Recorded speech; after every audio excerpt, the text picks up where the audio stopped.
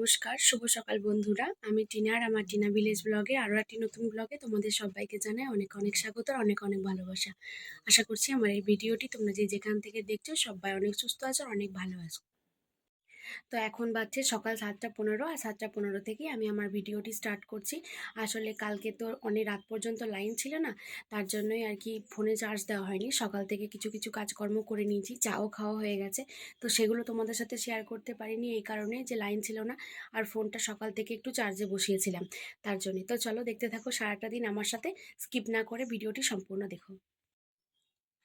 কাল রাত্রে তো প্রথমে ওপরে শুয়েছিলাম, তারপর অনেক রাত্রেবেলায় যখন কারেন্ট এসেছিল তখন আমি তো নিচে এসে শুয়েছিলাম, আর বাবু স্টিল ওপরেই শুয়েছিল কারণ বারবার করে কারেন্টটা যাওয়া আসা করছিল, তার জন্য ওকে আমি নিয়ে আসতে চাইনি। তাই ওপরে ও ঠাম্মার সাথে ঘুমিয়েছিল, কিন্তু আমরা নিচেই শুয়েছিলাম কারণ এসি ছাড়া ঘুম একটু সমস্যা হচ্ছিল। তার জন্যই যতই বৃষ্টি হোক না কেন তবু যেন গরমটা কাটছিল না, তো এসে নিয়ে এসি চালিয়েছিলাম। তারপরেও রাত্রে অনেকবারই কারেন্ট চলে গেছিলো, তবে হ্যাঁ এসিটা যেহেতু ঠান্ডা হয়েছিল তার জন্য আর ঘুমটা ভাঙেনি। যাই হোক, তো চলো বিছানাটা প্রথমে গুটিয়ে নিই, তারপর আবার তোমাদের সাথে কথা হবে। যেমনটা বললাম তোমাদেরকে, বিছানাটা গুটিয়ে নিলাম, তারপরে দেখো কত ধুলো ময়লা বেরিয়েছে। ওপর ওপর একটু আলমারি, তারপরে এই সমস্ত জিনিসগুলো একটু হালকা হালকা করে মুছে দিলাম।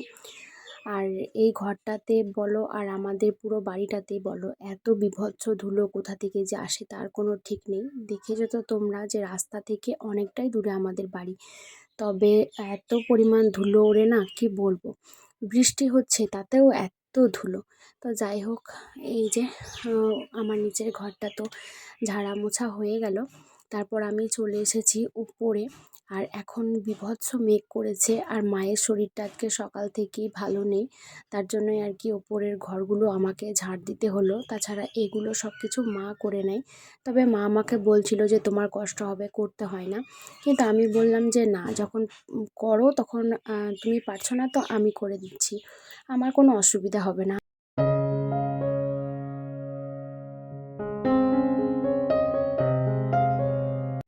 দেখো তোমাদেরকে বললাম না মেঘ করেছে, তো এই ভিডিওটা আমি ওপরের বারান্দা থেকে তুলেছি। তো দেখো কি বীভৎস মেঘ হয়েছে, আর একটু একটু বাতাস দিচ্ছে, তবে মনে হচ্ছে ঝড় উঠবে।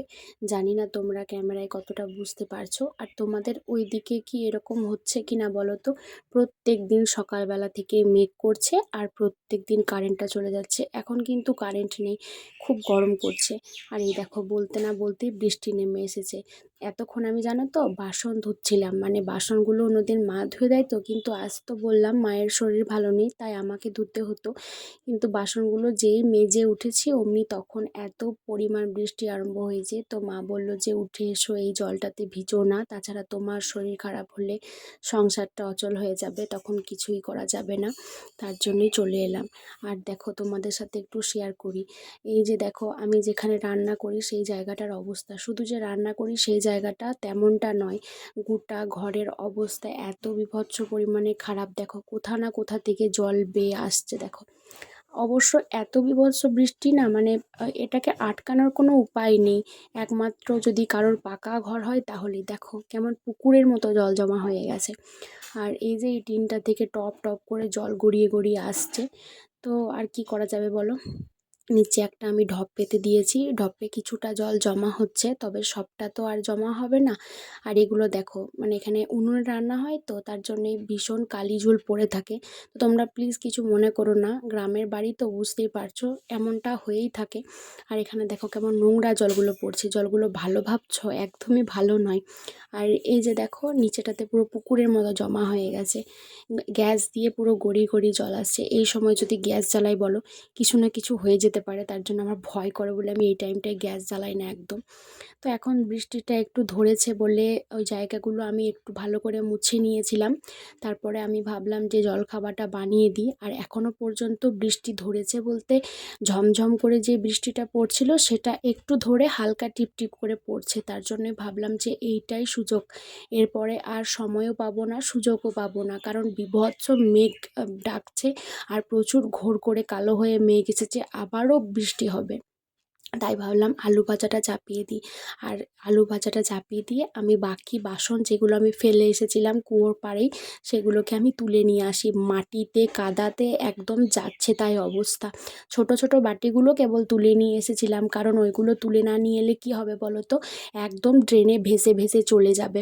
আর এই কাপগুলোও আমি তুলে নিয়ে এসেছিলাম, বাকি সব কিছু পড়েছিল। তারপরে গিয়ে আমি ভালো করে এগুলোকে আবার ধুয়ে পরিষ্কার করে নিয়ে এলাম। আর দেখলাম বাসন গোছাতে এসে যে জায়গাটার হাল খুবই খারাপ, আর কারেন্ট তো নেই। কি আর বলবো, সব সময় যদি কারেন্ট চলে যায় এভাবে বলো, তাহলে এরকমভাবে কি করে ভিডিও করব, কিভাবে ভয়েস দেব।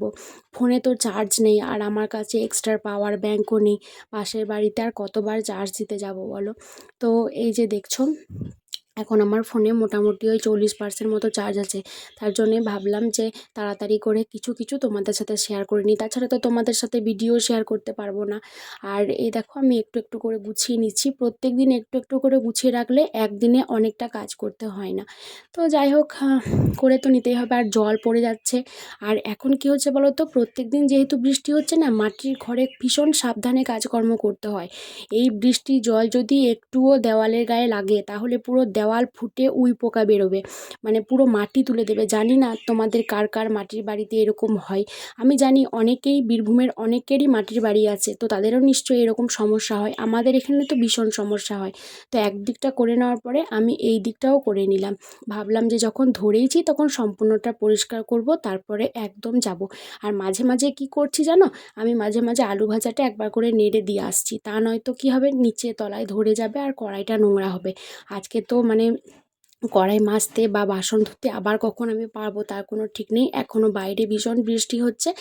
আর এই দেখো বাসনগুলো আমি এই দিককার বড় বড় বাটিগুলো এই দিকটায় রেখে দিলাম। তো চলো দেখি, ফাইনালি আমার আলু ভাজাটা এখানে হয়ে গেছে। আমি এবার আলু ভাজাটাকে নামিয়ে দেব। আর পুরো অন্য অন্য রান্নাগুলো আমি করে নেব। এখন আমি জামা কাপড়টা চেঞ্জ করে নিলাম। সকালে বাসি জামা কাপড়টা পরে থাকলে আর কোনো কাজ হবে না বলে আমি বাসি জামা কাপড় চেঞ্জ করে নিয়েছি। আর ঘরটা হালকা করে মুছে নিচ্ছি। আর একবার আমাকে স্নান করবার আগে মুছতে হবে। এখানে আজকে কি কি রান্না করেছি বা কি কি সবজি কেটেছি সেগুলো তো তোমাদের সাথে শেয়ার করিনি। আসলে ফোনে চার্জ নেই তো। এবার ধরো একটু মতো চার্জ আমাকে বাঁচিয়ে রাখতেই হবে আগের দিনকার ভিডিওটা পাবলিশ করার জন্য। ওটা পাবলিশড হয়ে গেছে আগের দিন রাত্রেই, কিন্তু ওটাকে আনলিস্টেড করা আছে, সেটাকে পাবলিক করতে হবে। তার জন্যই আর কি আমি কিছুটা পরিমাণ চার্জ বাঁচিয়ে রাখতে চাইছি। আর এখানে কি কি রান্না হবে আজকে তোমাদেরকে মুখেই বলে দিই। আজকে হবে ঢ্যাঁড়স দিয়ে, আর আলু দিয়ে, আম দিয়ে, আর মূলো দিয়ে টক হবে। ভাত হবে, আলু সিদ্ধ হবে, আর মুসুর ডাল হবে, আর ঝিঙেতে পটলে আলুতে একটা, আর পেঁপে দিয়ে একটা তরকারি হবে। ব্যাস, আজকে আর কিচ্ছু করবো না। এই যে আমি আলু সিদ্ধর জন্য পেঁয়াজ ভাজাটা তুলে রাখলাম। এরপরে আস্তে আস্তে সমস্ত রান্নাগুলো টুকটুক করে করে নেব। এতক্ষণ পর্যন্ত আমার এই ভিডিওটা যে সমস্ত বন্ধুরা দেখছো, যদি আমার চ্যানেলটা সাবস্ক্রাইব করে না থাকো, তাহলে প্লিজ আমার চ্যানেলটা সাবস্ক্রাইব করে দিও। তোমাদেরকে অনেক ধন্যবাদ গো আমার ভিডিওগুলোতে এত এত ভালোবাসা দেওয়ার জন্য। আর প্লিজ সাবস্ক্রাইব করে নিও, পাশে থাকা বেল আইকনটা প্রেস করে নিও, তাহলে আমি যখনই ভিডিও ছাড়বো তখনই তোমাদের কাছে নোটিফিকেশান চলে যাবে। সকাল 8টা থেকে শুরু করে মোটামুটি সন্ধ্যা 5:30 পর্যন্ত আমাদের এখানে কারেন্ট ছিল না। ওই যাওয়া আসা করছিল, 5 মিনিট থাকছিল, বাকি সময়টা চলে যাচ্ছিল। তো সেইটুকু সময়ের মধ্যে আমি কেবলমাত্র আগের দিনের ভিডিওটা পাবলিশ করতে পেরেছিলাম, আর কোনো কিছু তোমাদের সাথে শেয়ার করতে পারিনি। তারপর একটু মতো চার্জ দিয়েছিলাম। আর এখন তোমাদের সাথে শেয়ার করছি। ওই যে একটু মতো সর মা ফ্রিজে জমিয়ে রেখেছিল, ফ্রিজটা তো ভালোভাবে চলছে না, তার জন্য মা বললো যে সরটা থেকে ঘিটা বের করে নিই, তাছাড়া সরটা নষ্ট হয়ে গেলে ফেলে দিতে হবে শুধু শুধু। পরে নেক্সট একদিন তোমাদের সাথে এই রেসিপিটা শেয়ার করব, কিভাবে মা ঘি বানায়। আমি অতটা জানি না তো বলেই তোমাদেরকে ডিটেলসে কিছু বললাম না, আমি জেনে তোমাদেরকে শেয়ার করবো। আর এটা যেহেতু খুব অল্প, দেখে ভালো লাগবে না হয়তো, তো পরের দিন আবার যখন করবে তখন নিশ্চয়ই তোমাদেরকে বলবো। আর দেখো আজকের ভিডিওটাতে তো আর কিছু দেখানো নেই। এরপর আমাকে রাতে রান্না করতে হবে, জানি না কেমনভাবে করব, কারণ বারবার করে কারেন্টটা যাচ্ছে আসছে। তো যাই হোক বন্ধুরা, আজকে এই পর্যন্তই রাখছি। আশা করছি আমার এই ভিডিওটি তোমাদের ভালো লেগেছে। প্লিজ তোমরা একটু সাপোর্ট করো গো। ভিডিওগুলো ভালো লাগলে একটা লাইক করো, আর কমেন্ট করে জানিও কেমন লাগলো। আজকে এই পর্যন্তই। দেখা হবে খুব তাড়াতাড়ি নতুন একটা ব্লগের সাথে। ততক্ষণ পর্যন্ত ভালো থেকো, সুস্থ থেকো, সাবধানে থেকো। Tata, bye, good night. আর আমিও এখন চাটা খেয়ে নিই।